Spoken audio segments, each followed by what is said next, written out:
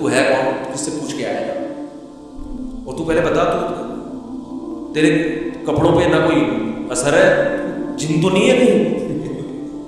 بھائی دیکھ رہے ہیں کہ جب نبی کچھ نہیں کہہ رہے تو سب سے زیادہ اعتراض کس کو ہونا چاہیے تھا؟ نبی کو. تو نبی ہم سے زیادہ جانتے ہیں, تو جب وہ خاموش ہے تو ہم بھی کیا کریں, چپ کر کے بیٹھے رہے, آرام سے خاموشی سے بیٹھے رہے. اور پھر کتنا عجیب منظر کہ گھٹنے نبی کے گھٹنوں مبارک کے ساتھ ملا کے پوچھ رہے ہیں کہ اخبرنی عن الاسلام, آپ بتاؤ مجھے اسلام کیا ہے. تو آپ نے فرمایا اسلام یہ ہے کہ گواہی دو کہ اللہ کے سوا کوئی عبادت کے لائق نہیں اور محمد صلی اللہ علیہ وسلم اللہ کے بندے اور رسول ہیں. وتقیم الصلاۃ وتؤتی الزکاۃ وتصوم رمضان وتحج البیت ان استطعت الیہ سبیلا. رمضان زکات دو, رمضان کے روز نماز قائم کرو, زکات دو, رمضان کے روزے, اور استطاعت ہے تو حج کرو. فرماتے ہیں اس نے کہا صدقتا, اے محمد آپ نے سچ کہا. حضرت عمر کہتے ہیں ہمیں اور عجیب, فعجبنا یسألہ ویصدقہ. بھائی سوال بھی پوچھ رہا ہے اور خود ہی کہہ رہا ہے سچ کہا, تو یہ تو امتحان لینے کے لیے ہے. اور امتحان کس کا ہو رہا ہے معاذ اللہ, پیغمبر صلی اللہ علیہ وسلم. بھائی جو سوال پوچھتا ہے وہ یہ تو نہیں کہتا کہ آپ نے جواب بالکل صحیح دیا, اس کا مطلب آپ کو تو پہلے سے پتا تو پوچھ کیوں رہے ہیں آپ سے. لیکن کسی صحابی میں یہ ہمت نہیں ہو رہی کہ نبی کے محفل میں سوال پوچھے کہ یا رسول اللہ جب یہ پوچھا کیوں اس نے, یہ تو معاذ اللہ آپ کا امتحان نہیں آیا کوئی. پھر اس نے پوچھا, جبریل کو بعد میں پتہ چلا وہ فرشتے جبریل علیہ السلام نے, پھر پوچھا کہ مل ایمان کیا ہے, مل ایمان. تو انہوں نے آپ صلی اللہ علیہ وسلم میں ایمان یہ اللہ پر, اس کی کتابوں پر, اس کے رسولوں پر, اس کے فرشتوں پر, آخرت کے دن پر, تقدیر پر ایمان لایا جائے. صدقتا, اس نے سچ کہا. پھر انہوں نے پوچھا کہ احسان کیا ہے, پھر آپ نے فرمایا تعبد اللہ کأنک تراہ فإن لم تکن تراہ فإنہ یراک. اللہ کی ایسے عبادت کرو جیسے تم دیکھ رہے ہو, کیونکہ وہ تو تمہیں دیکھ رہا ہے. صدقتا, اس نے کہا بالکل سچ کہا. کہا متی الساعۃ, قیامت کب آئے گی. تو آپ صلی اللہ علیہ وسلم نے یہ نہیں فرمایا لا ادری, مجھے نہیں پتا, کیونکہ آپ کو معلوم تھا کہ جیسے مجھے نہیں پتا سامنے والے کو بھی نہیں پتا. سمجھ رہے, یہ کسی کو بھی نہیں پتا. تو یہاں آپ نے جواب میں یہ نہیں کہا مجھے معلوم نہیں ہے, بلکہ آپ نے بتا دیا کہ جیسے تمہیں معلوم نہیں ہے, یہاں تم صدقتا نہیں کہہ سکتے جیسے مجھے معلوم نہیں ہے تمہیں بھی. اس لیے آپ نے فرمایا مل مسئول عنہا بأعلم من السائل. عربی بڑی خاندانی زبان ہے, خدا کی قسم. عربی جو ہے نا بڑی پیاری زبان ہے, کسی کو صحیح آتی ہو تو عربی کی بلاغت کا عربی میں ہی مزہ ہے. مل مسئول عنہا بأعلم من السائل, جس سے پوچھا جا رہا ہے وہ پوچھنے والے سے زیادہ نہیں جانتا. جس سے پوچھا جا رہا ہے وہ پوچھنے والے سے زیادہ نہیں جانتا. قرآن کی بعض آیتیں ایسی وجر والی ہے نا کہ مزہ آتا ہے ان پڑھنے میں. جو موسیٰ علیہ السلام کو اللہ نے کہا تھا نا قلنا لا تخف انک انت الاعلی, اس کا اردو میں ترجمہ نہیں بنتا. موسیٰ علیہ السلام کے سامنے جب جادوگر تھے نا تو جادوگروں نے ہزاروں لاٹھیاں پھینکی, سانپ بن کے حضرت موسیٰ کی طرف دوڑنے لگے.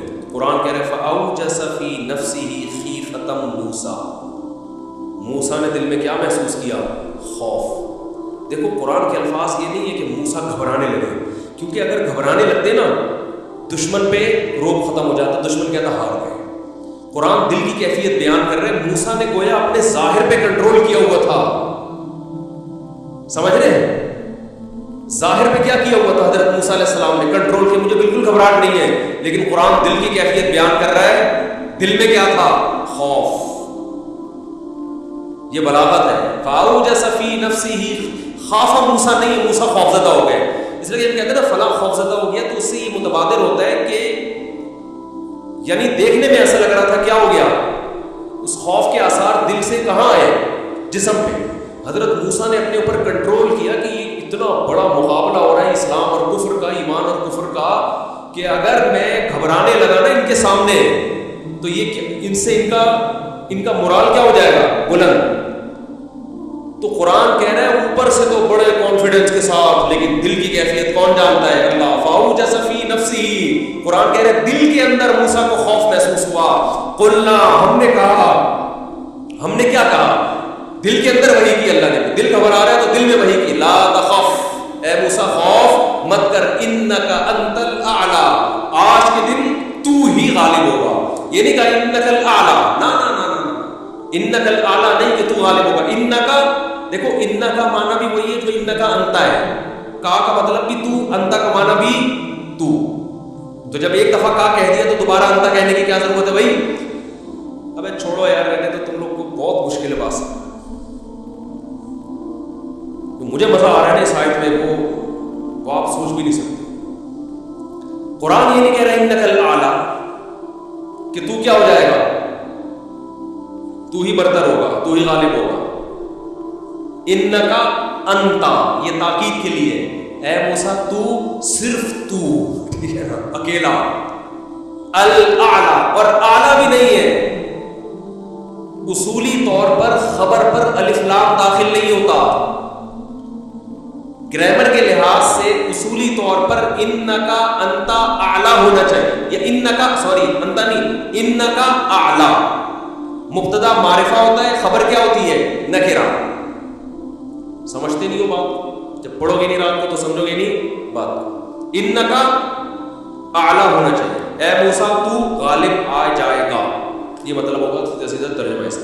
اللہ نے اعلی پہ الف لام لگا دیا. الف لام جب لگتا ہے نا کسی، تو وہ کسی اسپیسیفک چیز کو کہتے ہیں. جیسے کتاب کا مطلب کوئی بھی کتاب، الکتاب کا مطلب کوئی اسپیسیفک، کوئی خاص کتاب. آپ جب کہتے ہیں بندہ آیا ہے، بچے گھر میں آ کے بتا رہے ہوتے ہیں پنجاب میں بندہ آیا ہے، کراچی میں کہتے ہیں آدمی آیا ہے. یہ بندہ کا لفظ پنجاب سے امپورٹ ہوا ہے. کراچی میں لوگ کہتے تھے کوئی انسان آیا، کوئی آدمی آیا، تو پنجاب میں کیا کہتے ہیں اس کو؟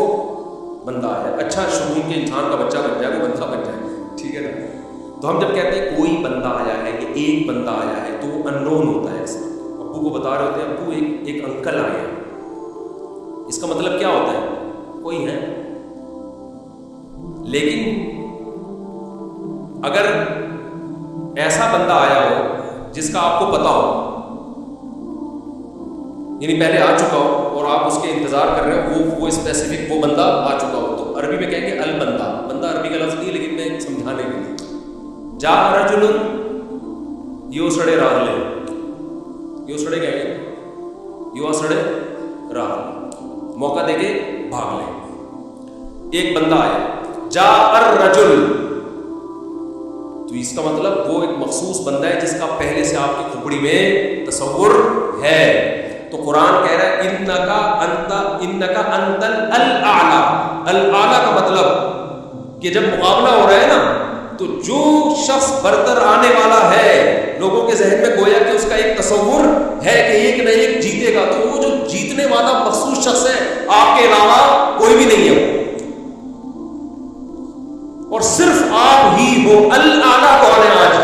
الاعلی، اعلی نہیں بلکہ الاعلی کون ہے؟ پورا ترجمہ ہو نہیں سکتا اس کا. وہ کون ہے؟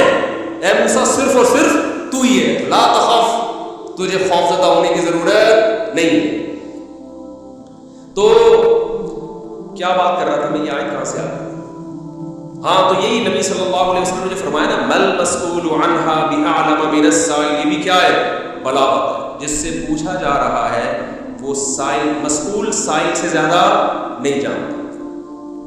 تو پھر حضرت جبریل نے، وہ جو انسان تھے، وہ جبریل تھے، انسان کی شکل میں آئے تھے. انہوں نے پوچھا کہ علامات بتائیں، تو آپ نے فرمایا ان تلد الامۃ ربتہا. اس حدیث پہ جو ادب والی بات ہے وہ میں پیچھے پکڑ کے رکھنا بھول نہ جاؤں، لیکن اس حدیث میں بات آ گئی ہے. تو ایک دلچسپ بات کیا ہے، آپ نے قیامت کی پہلی علامت بتائی کہ باندی اپنے آقا کو جنے گی. یعنی لونڈی اور غلام سے جو بچہ پیدا ہوگا وہ ماں کا بیٹا کم اور ماں کا باپ بولو زیادہ، ماں کا مولا اور ماں کا آقا زیادہ ہوگا. غلام کی مثال نہیں دی، کیونکہ غلام مرد ہوتا ہے نا، اس پہ تصرف تھوڑا سا پھر بھی کم ہوتا ہے، یعنی وہ آپ کی ملکیت میں ہوتا ہے لیکن اس پہ کنٹرول کم ہوتا ہے کیونکہ آدمی ہے. جب عورت آپ کی ملکیت میں ہوتی ہے، لونڈی، اس پہ وہ تو کمزور ہے نا، اس پہ کیا ہوتا ہے آپ کا تصرف زیادہ. تو جو مکمل غلام اور باندی تھی، وہ جب جنے گی جس نسل کو، تو ہونا تو یہ چاہیے تھا کہ جس نے جنا ہے اس کا مقام اونچا، لیکن جس کو جنے گی نا وہی اس پہ کیا کرے گا. یعنی ماں کا تو ایسا حق ہے نا، ماں کو تو ساری دنیا جانتی ہے نا کہ ماں نے کیسے گود میں پالا، کیسے جنا، اور لوگ ماں کے تانے دیتے ہیں نا. حضرت موسیٰ علیہ السلام نے جب حضرت ہارون کی داڑھی پکڑ کے کھینچی ہے نا، جب حضرت موسیٰ علیہ السلام کوہ طور پہ گئے تورات لینے، پیچھے بنی اسرائیل نے بچڑے کی عبادت شروع کر دی. ہارون علیہ السلام کو نگران بنا کے گئے تھے کہ ذرا ان کی حفاظت کرنا، بڑے نالائق لوگ ہیں، دائیں بائیں نہ ہو گئے. تو جب واپس آئے تو دیکھا کہ وہ کیا کر رہے ہیں، بچڑے کی عبادت. تو حضرت موسیٰ کو سب سے پہلے غصہ کس پر آیا؟ حضرت ہارون پر. اپنے بھائی کی داڑھی پکڑ کے کھینچی کہ ماں منعک اذ رأیتہم ضلوا، یہ گمراہ ہو رہے تھے، آپ نے روکا کیوں نہیں؟ تو حضرت ہارون نے کیا کہا؟ باپ کا واسطہ نہیں دیا بلکہ ماں. لا یبن اماں، اے میری اماں کے بیٹے، اے میری ماں کے بیٹے. کیونکہ یہ رشتہ فوراً سمجھ میں آتا ہے. ماں کا واسطہ محبت کی علامت ہے نا. ابا جو ہے نا وہ تربیت کے لیے اللہ نے بنایا، تو محبت واپس زیادہ ابا سے امیدیں نہیں لگائے. ابا کی ایک الگ ویلیو ہے، محبت بہت زیادہ کرتے ہیں ابا، لیکن وہ جتلاتے نہیں ہیں. وہ کہہ رہے ہیں تمیز سے زیادہ لاڈ کر دکھاؤ نا ابا ہی ہو گیا، تمیز سے بیٹھ وہاں جا کے آرام سے. یہ بات ہے زیادہ تمیز. ماؤں کو زیادہ تمیز نہیں، ماں کو لاڈ چاہیے ہوتا ہے. تو اس لیے ابا محبت تو بہت کرتے ہیں، لیکن وہ آسانی سے سمجھ میں نہیں آتی کیونکہ تعظیم اس میں غالب ہوتی ہے. اماں کی محبت 2 منٹ میں سمجھ میں آ جاتی ہے. تو جب بھی واسطہ دیا جاتا ہے کس کا؟ اماں. تو حضرت ہارون بھی واسطہ کس کا دے رہے ہیں کہ بھائی ایک ہی ماں کے ہم دونوں اولاد ہیں، آپ اتنی سختی تو نہ کریں نا. ماں کا واسطہ دے رہا ہوں آپ کو، یہ بتا اماں، اے میری اماں کے بیٹے. تو ماں جو اتنا قریبی رشتہ ہے، جس کی محبت سب کو سمجھ میں آتی ہے، اس کو غلام بنا لینا تو یہ کھوپڑی میں آنے والی بات نہیں ہے. لیکن حدیث میں کیا آتا ہے؟ قرب قیامت میں بیٹا کیا ہوگا؟ ماں پہ حکومت کرے گا.